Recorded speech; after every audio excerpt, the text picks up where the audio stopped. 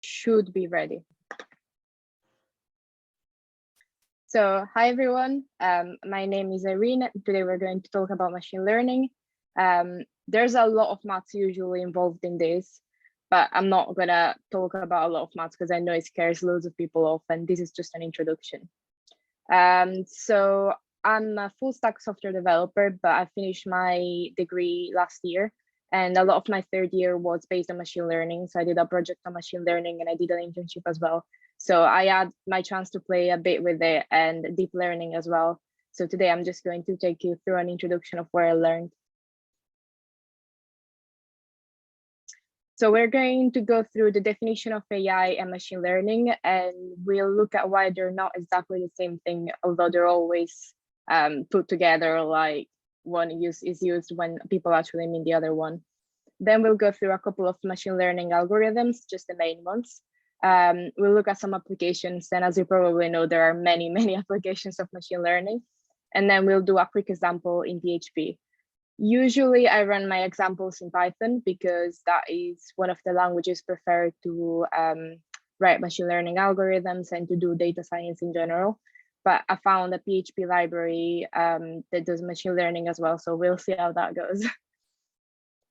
So the definition of AI is, as it says here, it's basically a computer that performs tasks that are usually performed by humans. So it could be something like taking your kids to school, or if someone is sad, hugging them, things like that, things that you would normally associate with a human. Whereas machine learning is just the study of all the algorithms that improve through experience. So when you give something some data, it learns and then improves by looking at more data. There are different types of AI. There is strong AI and weak AI. Strong AI is,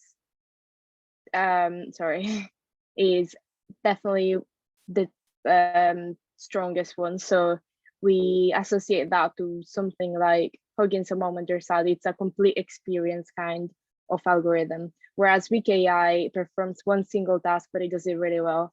So it might make you a toast. It can only perform that single task, but the toast will be really nice that it makes for you.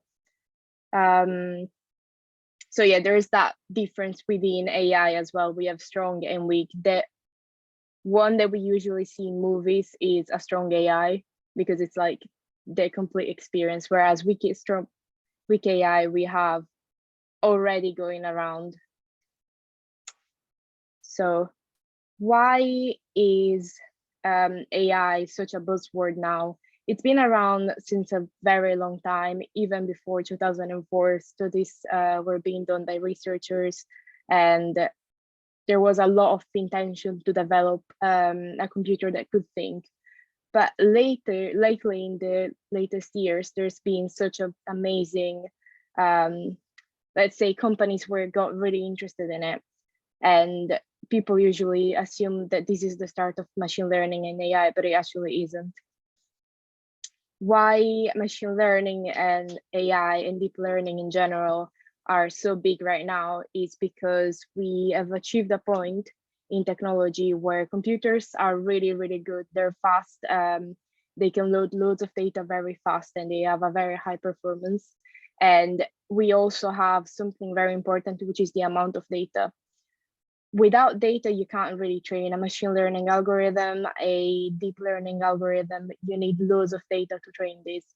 And now that we've achieved a point where big data is a very important thing, and computers are very fast, we got to that point where even machine learning algorithms are being replaced by deep learning. We're not going to talk about deep learning in this talk. I will quickly say that whereas machine learning is based a lot on statistics, deep learning aims to imitate the way the brain thinks. So you've got things like neural networks that aim to imitate the connections in the brain. So that deep learning is even faster. The more data you provide it, it performs usually better, and it strives with good performance and good data. But today we're going to talk about machine learning. So there are different types of machine learning algorithms. We've got mainly supervised and unsupervised. These are the two main categories that you will find if you do any tutorial or anything like that. I suggest that you build one of both. Supervised machine learning algorithms are those when you give the machine learning algorithms some data, but you specify what the data is. So if you imagine that you have a box of fruit and you want the machine learning algorithm to learn what each fruit is, you will give it an apple and say, this is an apple, and do the same with a banana and do the same with a pear until you provide it enough data that when you provide it a random fruit, like again, a banana, because it needs to be in the training data, it will say, okay, this is a banana. Whereas unsupervised algorithms work in a different ways and kind of have a different purpose. So instead of asking an algorithm to recognize what the fruit is, you ask it, for example, to group all the fruit together. So you give it a box and you don't say anything. So you just give it an empty box full of fruit. And the algorithm goes, all right, cool. Now I don't really know what to do. There's nothing, I don't know what this fruit is. So instead of looking for information about the single fruit, it tries to look at the box as a whole. So it will start, for example, to group fruit that looks the same. So you have something like clustering under unsupervised algorithms, because it tries to understand the data and make groups out of it. There are other types of machine learning algorithms, but it will be going too much detail. So we'll stick to these now for this talk. Under supervised, the most common algorithms that you have are classification and regression. These work in a very different way. And again, they try to answer different questions. Along everything, a main big point about machine learning is defining what question you want to answer. Even before you start writing the algorithm, there are different types of algorithms. So you must have a very clear idea of the data that you have, what you want to get out of that data, but also what questions you want to answer along the way. And these, when you start analyzing and creating the algorithms, these questions usually change, and it is okay if they change. But you just need to keep that very well in mind, because sometimes it may feel like it's a bit of a black box. You don't really know what's happening.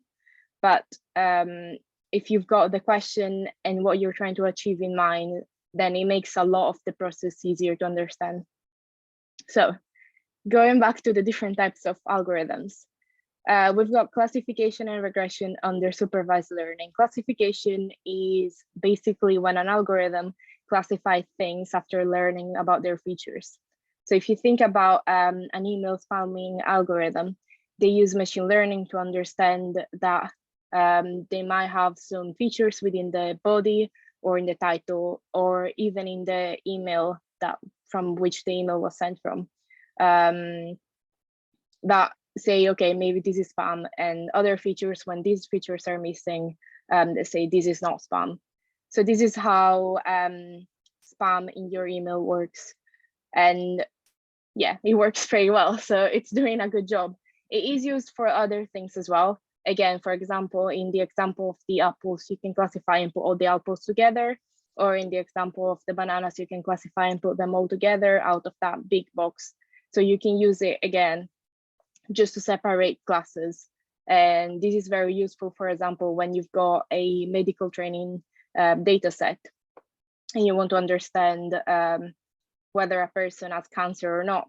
You can take many, many pictures, and from these pictures, the algorithm can understand, all right, cool, I can see something here that can be associated with a tumor, or it just doesn't look quite right. So using classification, it can divide the images into healthy and not healthy. So it's got some real important practical uses as well. And then we have regression. While these classification algorithms aim to provide you with a class, regression aims to provide you with a number, a single number or multiple numbers. So regression is very similar to what you used to do in school, finding the line and then predicting the point. And it pretty much is that what is very advantageous about using machine learning is that the line doesn't have to be straight. So it can be a cubic line, any thin line, and it will just draw it using the data points that you provided to. So for example, if you want to know, if you're a student and you want to know how you're doing in school, you can take your, record your grades over time, or record grades of people in your class with the current teacher that you have over time, and then see if there's any correlation, for example, between the teacher or between the number of hours that you studied or how many tests you took before the final exam. So this is very similar. We're going to do a regression example later in the demo. So as you can see, even within the same algorithm, let's say category for supervised, we've got two different types of algorithms that answer two very different questions, and you do need to provide this algorithm to different types of data. So yeah. Then moving over again to unsupervised. Unsupervised algorithms work in a different way. As you remember, we talked about the fact that we don't give it a data point. So we give it some data, but we don't give this data point a label. So you're basically presenting a computer with loads of data, and you want to know and understand something about the data, but you don't really give it what it means, what the data means. So if we imagine again a box of fruit, and we imagine that we have, let's say, apples, oranges, and lemons, and we apply an algorithm called clustering. Clustering basically works by dividing the data into clusters, so into groups of data that looks very similar. So we've got all the oranges on one side, the lemons on the other side, and the apples on the other side. So you've divided the data effectively. And when you present the algorithm another orange, the algorithm is going to calculate the distance basically between all the features and give it a point, and then assign it as close to the orange group as possible, because it is an orange. Of course, when you present this algorithm with a fruit that is not in the cluster, so for example, we said that we've got oranges, lemons, and apples. If you present it with a banana, well, you never showed the algorithm a banana. So before it can actually understand that it's its own group, it will either move it very, very far away, depending on how many characteristics you're giving as an option to the algorithm, or try to get it a bit closer to one of these black ones. So if this is the lemon cluster, bananas are usually, when they're mature, I guess, yellow. So it will try to get it as close, because the yellow is very similar, but then the shape is very different. So you can't go in the same cluster.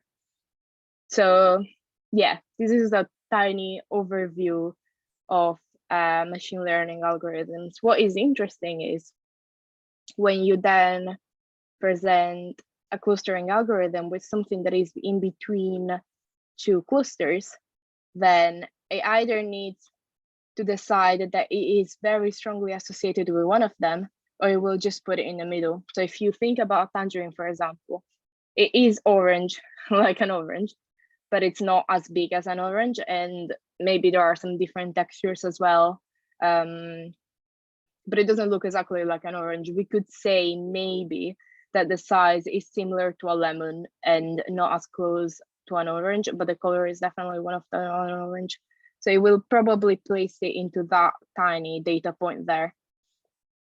So yeah, a bit of fruit, but to understand algorithms, this one, I would say, are the most present. If you're looking to get into machine learning, you will find probably these three into many tutorials. So if you get a chance, definitely play around with them, and you will notice what I mean about the answer that you're trying to, the question that you're trying to answer. So before we go into my diagram about what I think the process of machine learning can be assimilated to, I will very quickly go over some applications because I'm very sure that you guys know that there are many different applications, but maybe you didn't think about all of these, or maybe you did. We can talk about it later. So of course, AI, and in this bit, we'll talk a bit about AI, but bear in mind that usually some years ago, there were only machine learning algorithms around being available to anyone, like the companies, because again, deep learning does take quite a lot of data and computational power to train, but also to run. Now, computers have gotten much faster, and a lot of the things that before were only handled by AI now are handled by deep learning. So I'm gonna list them all here. But yeah, bear in mind that these are not machine learning specific application. They range more across the whole field of machine learning, deep learning. So yeah, we've got facial recognition as the first one.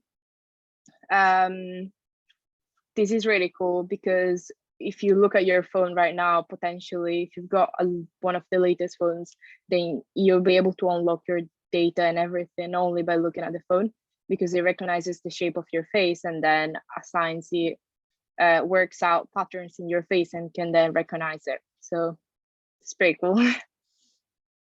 Self-driving cars are another thing that's coming along, of course, now a lot more with deep learning. Again, companies do have a lot of data now and keep gathering a lot of data about how we move on the road, things that could happen. A lot of vision is involved in here, so you need to train algorithms to see, but also to learn what a human would spot. So if you see a child that's on the usually side of the road, you as a human would be a bit more careful because you have that background knowledge that a child could run into the road, or maybe they're playing with a ball. These things are things that are just natural, that we don't really give a lot of thought to. But when you then work on a machine learning algorithm or a deep learning algorithm, you need to understand that everything is within the data. So if you don't show the algorithm the data and you don't give it those, let's say, kind of reasons, then you can't expect it to understand or, let's say, react the same way as a human would. So a lot of deep learning and machine learning and all these field works a lot because of the data and because of the quality of the data that you're going to provide it to it as well. But yeah, there's a very big debate on whether self-driving cars are okay, should be allowed. But yeah, eventually, like, it's all about the data that you provide it to and how much you spend on training it, I feel. Then we've got Netflix. This is a very low application of machine learning, I feel. Netflix usually, things like Netflix, but other video playing or series shows usually recommend what you want to see by taking a history of everything that you've seen and things that you're interested in. So yeah, again, a very quite low base, but yeah, still very interesting how they do that. Then I don't know whether this is an actual, let's say, product that is live right now. But it's a very cool point, just because it's basically, this is an app from, I feel like the theming is Starbucks, and also the cafe names. It's basically a barista app. Instead of going to the counter and thinking and deciding what you want to do by adding everything, you basically add all that you want to eat through your computer or from your phone. So you would communicate with a machine, and this is where another sub-application of AI or more deep learning in here comes from. So if you can see, you were ordering all online using text. again, here, if I write something down, someone reads it, and if we speak the same language, we understand each other very fast. Sometimes, even if the person is not fully fluent in the language, there is still a bit of time, and maybe there's some words that they don't understand, but if they're okay-ish fluent, they can quite easily gather the context of the conversation. As you can imagine, a computer is not as easily, doesn't understand as easily what you want to tell it. It's, if we go down to the basics, a computer again is zeros and ones. So you need to attribute to each word a meaning. So here's where we go back to the idea that the computer needs to learn what a sentence is, what a question is, what are the nouns in a sentence, and where the focus in the sentence should be.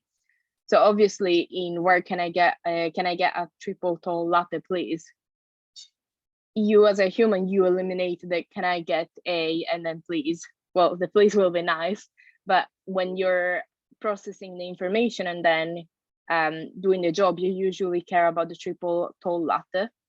And for us, it's a straight away information. We know that's the important part in the text. But obviously, you need to teach that to a computer. And if there's a spelling mistake, that's another point. And in here, for example, in this very sentence, we can see that there should be a question mark that is not there. So it's those tiny little things, because then you may be training your machine learning algorithm to only think that the question is a question if it's got a question mark. But here you would see that the algorithm wouldn't recognize that is a question. So it would be unlikely to process the request as a question and maybe not process the request at all. So it's those things about the data that you provided. It needs to be very varied, but also needs to be able, once again, to sort of, in this case, it's not really answering the question, but sort of like completing the task that you wanted to do very specifically. So yeah, I feel like this is a very cool proof of concept. If it could be done, it would be very nice. There could probably be something already around. It does involve a lot of information about the text. And then, well, we've got Google. Google sorts out your recommendation very similarly to Netflix.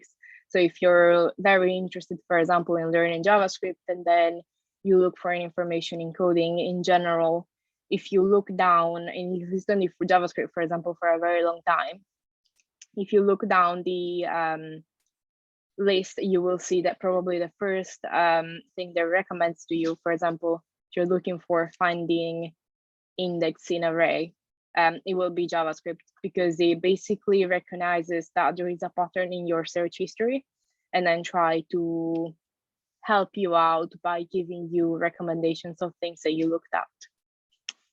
So these are some of the applications. I feel like self-driving one is the most debated one from an ethical point of view. And it's very important to talk about ethics in machine learning, in deep learning, and in general in AI applications, because there needs to be a balance, I feel like, between the type of data that you provide, the amount of training resources that you give to an algorithm, and the actual result that you get. So ethics is very important in this field.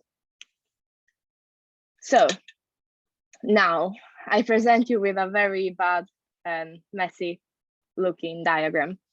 I could have cleaned it up a bit. I usually say this because people look at it and they're like, oh no, that looks horrible. And I do agree, it does look horrible.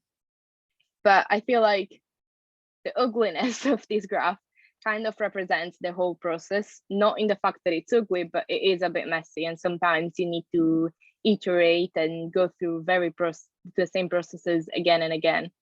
So there is a reason why this graph looks pretty bad. And I like to keep it in the slides just because, again, yeah, I feel like it represents the messiness of the process. So I would say that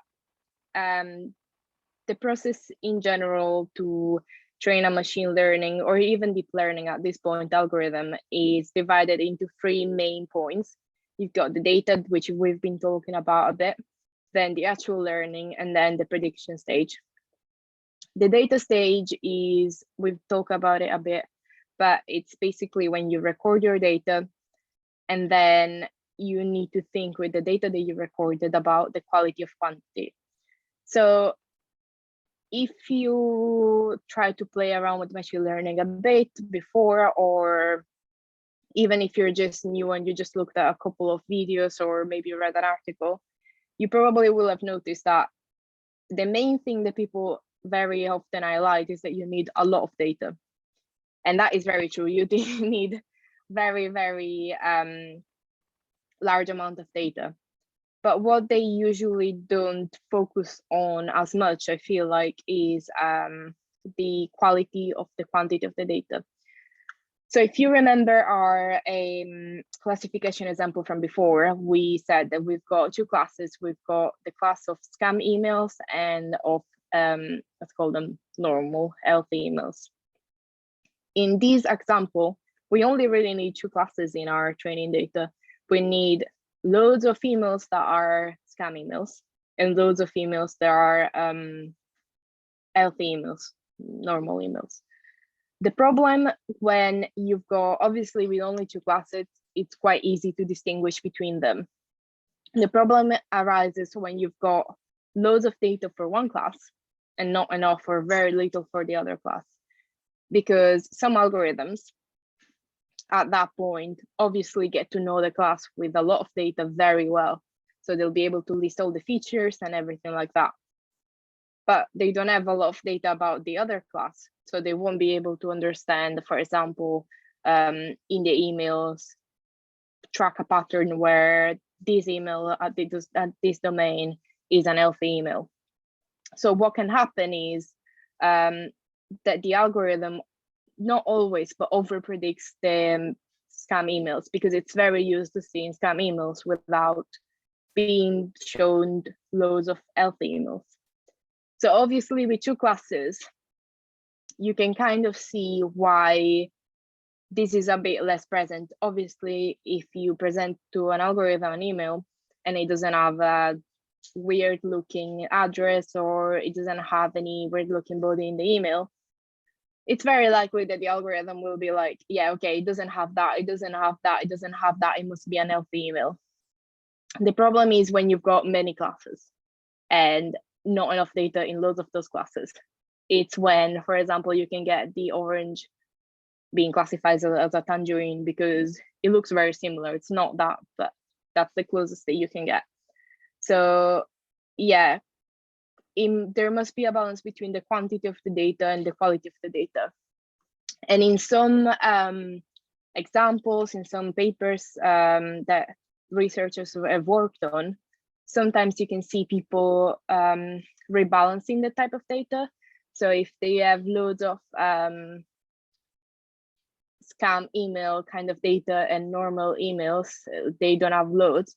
Basically, they rebalance the weight on the data sets, or maybe remove some of the scam emails to kind of create a balance between those data sets.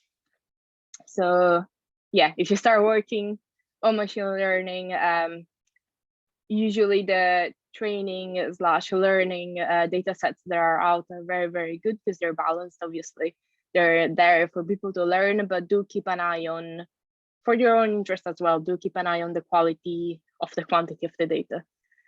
The normalized data is a process where you try to get data to look as simple for the machine learning algorithm as possible. You can do this, or sometimes with some algorithms, you don't even need to do this process. Sometimes they will just be able to deal with that with themselves. But it's still important to keep it, because before some algorithms, you do need to like apply some mathematical functions to make sure that the algorithms understand that they are all from the same distribution. Then we move away from the data sort of, but we still stay in it. So at this point, we've recorded the data.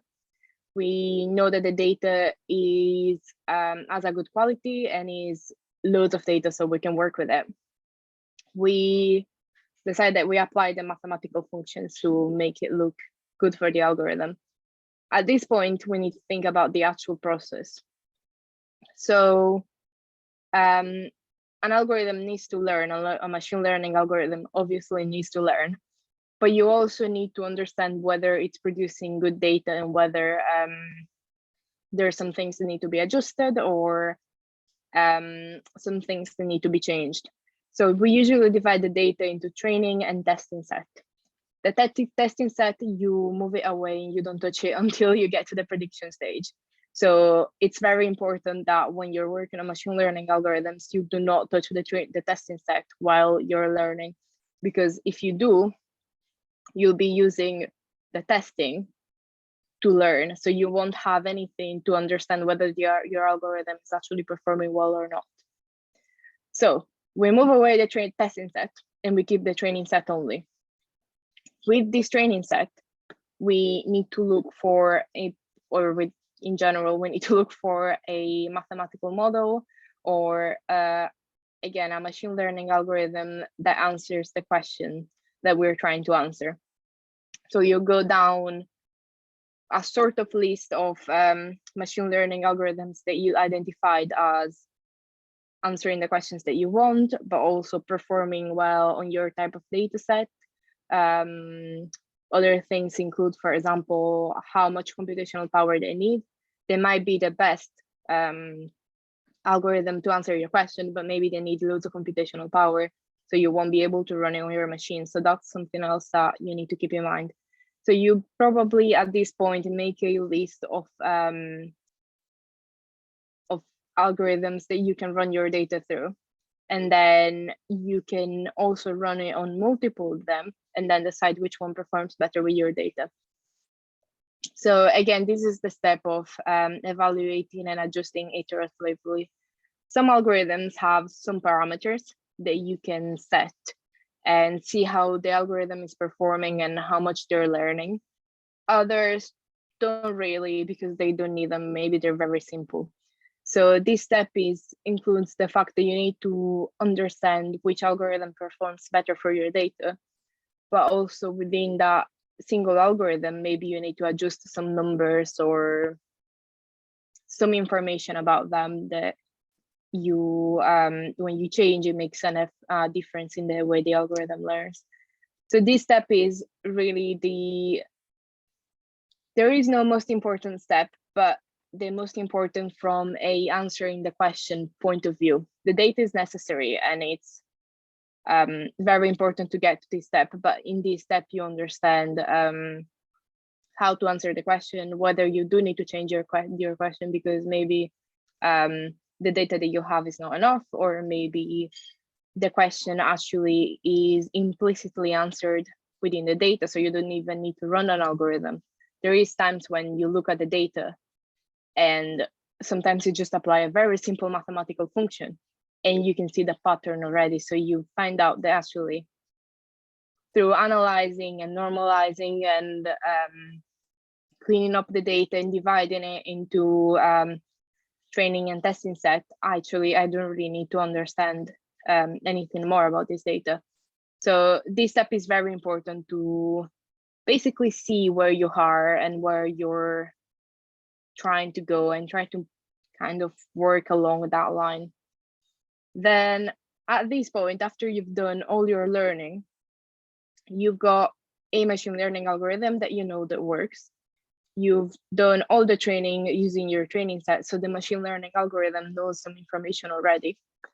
So you can probably say that you're all done, you're ready. This is where you take back your testing set, which you should have not touched and not mixed with the training set. So you take it back and you introduce it back into the process. So your model is ready. Now you need to understand, okay, it learned these patterns in the data very well, but let's see how it performs in real life. So you run a prediction with the training set and test with the testing set. And you understand whether those predictions are what you expected, or whether they're completely wild and there's no way that they can make any sense, or whether the algorithm picked up something that you could have not found by yourself, because maybe there's some implicit feature that you can't see within the data yourself, as we talked about in here, but the algorithm is picking up some connections, some patterns between the data that you can't see. So it's at this point, once you evaluate the algorithm and you see whether it's returning something plausible, then you can say that it is okay to be used on external data sets and on external data points from, for example, any other testing set. So for example, from a, let's go to self-driving car, you train it with loads of information, loads of images and videos and things like that.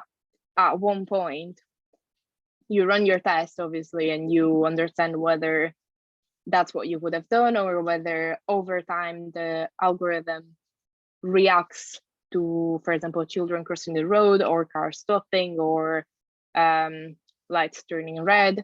You understand whether the algorithm is reacting well enough to the outside environment. But there is a point where you need to put the algorithm in production, let's say. So you keep running it on new data to see again, and you just release it into the production environment. So this is kind of the process. Obviously, when you do release an algorithm to the production environment, usually the learning is not finished. So it's like a human, really. You never stop learning, and that should be the same with machine learning algorithms. You don't really stop to teach it new data, because when you do start adding new data, even though it's already made some prediction, you can only improve it, obviously, providing that the data is the right data. You can only improve its ability to understand whether there's some connections in the data that maybe it missed before because there wasn't enough data, and you just keep making it better over time. So yeah, I feel like talked enough about this process. If you've got any questions or anything like that, please let me know. So yeah, I thought it would be nice to run through a quick example of a classification algorithm. Well, this is a bit interesting. It is a classification algorithm, so you will get a pass and fail, but we've got two features in this. So let's see. Basically, this is a simple, let's say, grade predictor. So we've got the hours spent studying by a student, and then the midterm grade that they got, so the test, like the grade that they got. And then for the final exam, we've got fail and passes. So right now, we've got two classes that we need to classify. We don't know whether the student has passed or failed, and whether the student has passed or failed. You can probably tell already without me needing to say anything. Let's see how the algorithm performs. So let's go. No, wrong. But I need to do it like this. So I hope you can all see my code. Usually I do run this demo through Python, but I found this PHP library that works quite well, so we'll give it a go. So again, we've got the samples and the labels, and we can see that for each data point, we've got a label. So we already know from here that this is a classification, this is a supervised algorithm, because we're basically telling it, okay, this is a fail, this is a fail, this is a pass. The first number is the amount of hours spent by a student to studying, and this is the midterm grade. So you would usually get an array of all the data, and then you would create subarrays of the data for a single data point. So we use an algorithm, which is a classification algorithm. In this line, as you can see, this code is very simple. And this is what a lot of the machine learning algorithm code looks like. You've got very simple lines. The much harder, let's say, the heavy lifting in this is cleaning up the data, making sure that it's in a suitable shape for the algorithm.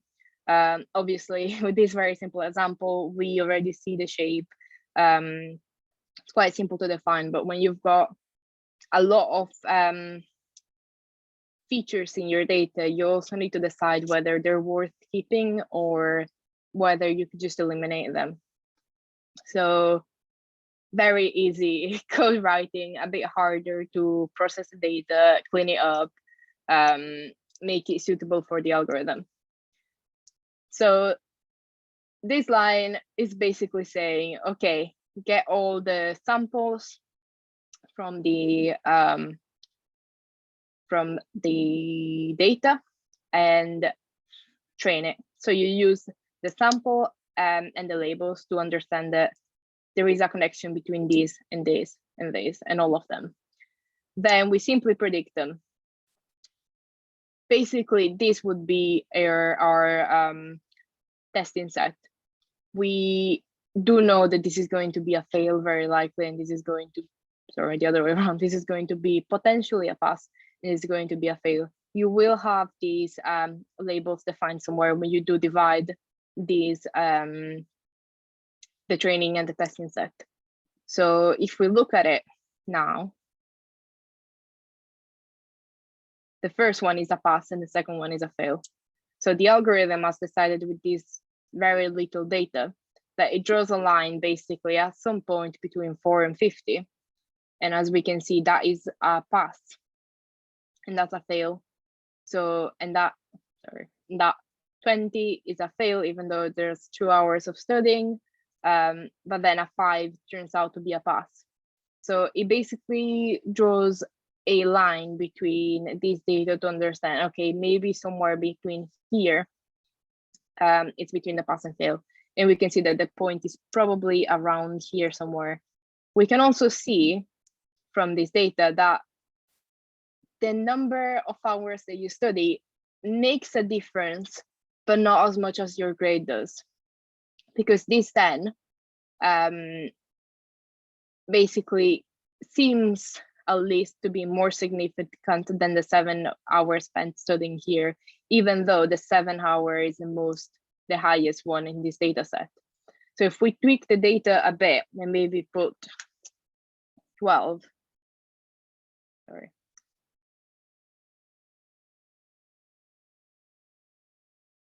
Messing up, we put 12, let's see what happens. So you can see that's a pass, but that's still a fail.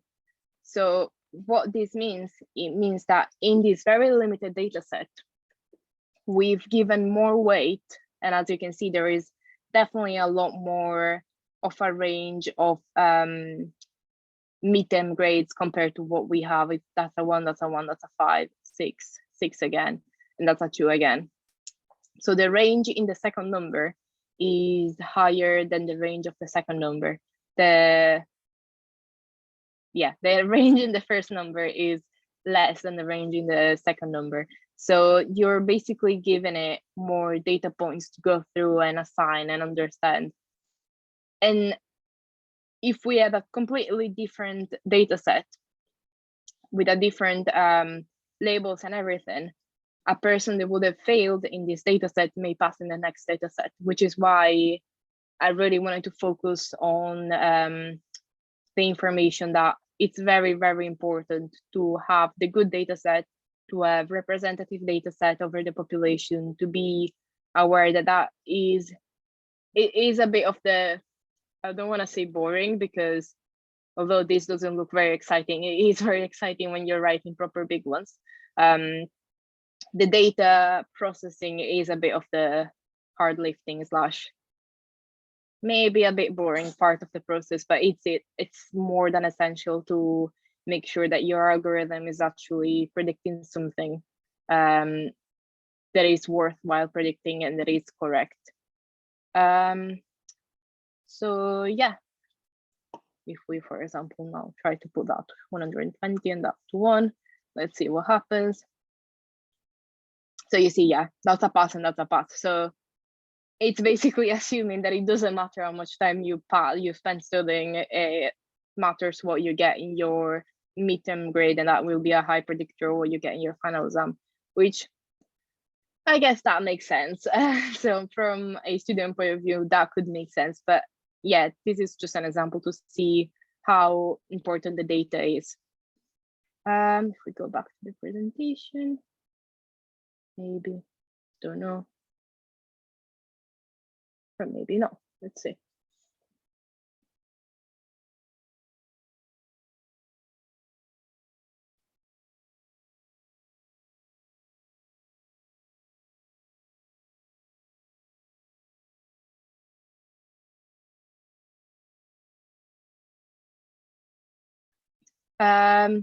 So yeah, that is kind of the end of my talk. I've included some resources to get started in machine learning.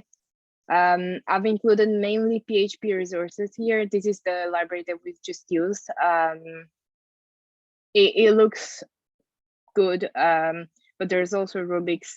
They had a quick look at it and this looks as good as well. I would recommend, if you want to get started in machine learning, to potentially consider moving over to Python, because you will find so many resources there, so many help from the community. So yeah, but if you do want to investigate a bit of machine learning in PHP, there are libraries and tools and resources that you can use there as well. And then I've included this tutorial because it looks really good.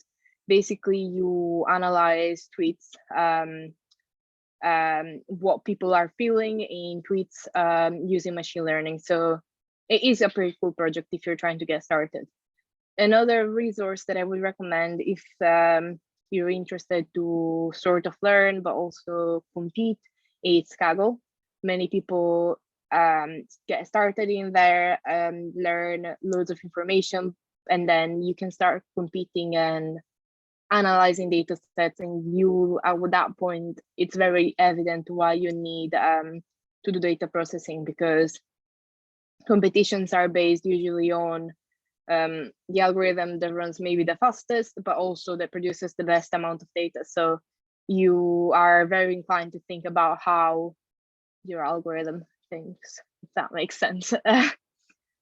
Yeah, if you've got any questions, I'm happy to answer them. If I can't answer them, I'll give you my LinkedIn account or my Twitter account, and then I'll find the answer and let you know if you message me on there. But yeah, this was my talk. Thank you very much for listening. And here's a video folder that I don't know whether it'll actually play. It won't play, never mind. But yeah, please, yeah.